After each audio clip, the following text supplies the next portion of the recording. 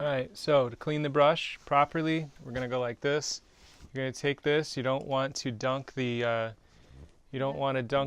metal part of the brush, the ferrule, into the thing. You see I'm just wiggling it around like this and pushing it against the sides to get that paint out.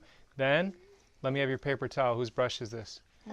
It's going to go straight to your paper towel, and then you're going to squeeze the paint out of the thing without ripping. Not too hard. You don't want to rip the bristles out. No. We're not going to get water on the ferrule of the brush. We're going to smush it on here and squeeze that paint out, and then you're going to squeeze the paint out into the paper towel. Squeeze the bristle out of the paints?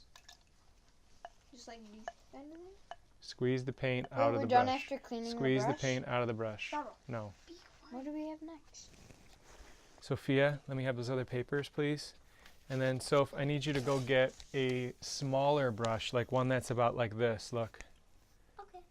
Like a round one, roundish one. We put a lot of different references together of paintings that I thought looked good. And then I'm going to throw a little bit of a hobbit hole in there to make it like from Lord of the Rings so that I could sell it to people. So it's not just a landscape painting. It has some of the Lord of the Rings stuff in there.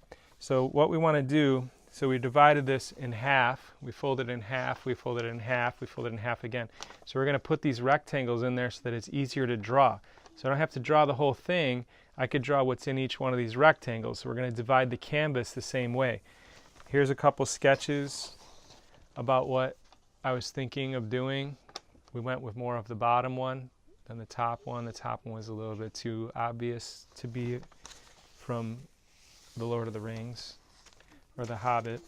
Here's a bunch of landscape artists that I like. So I pulled these off the internet, photographs, references, and all of these things kind of combine to become what we have going on. All right, so Nico and Stavro, go over there and you're going to measure the canvas. Let's go halfway from top to bottom. So what's half of 36?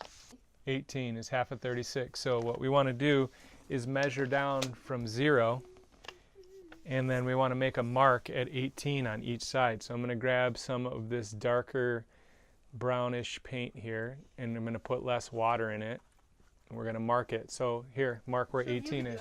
So this is approximately halfway. All I need is a little mark like that on each side. Spread it. Can you get it on there a little bit smoother? There you go. That's good. Now we need to measure left to right. What's half of 48? 24. From 0 to 24. No, yeah. That line, like where the upside down 12 is. Yeah, 24.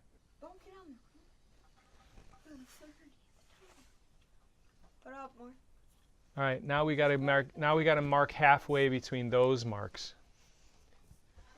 Okay. Hold me there. Good. You there? 12. That's all I need. Right there.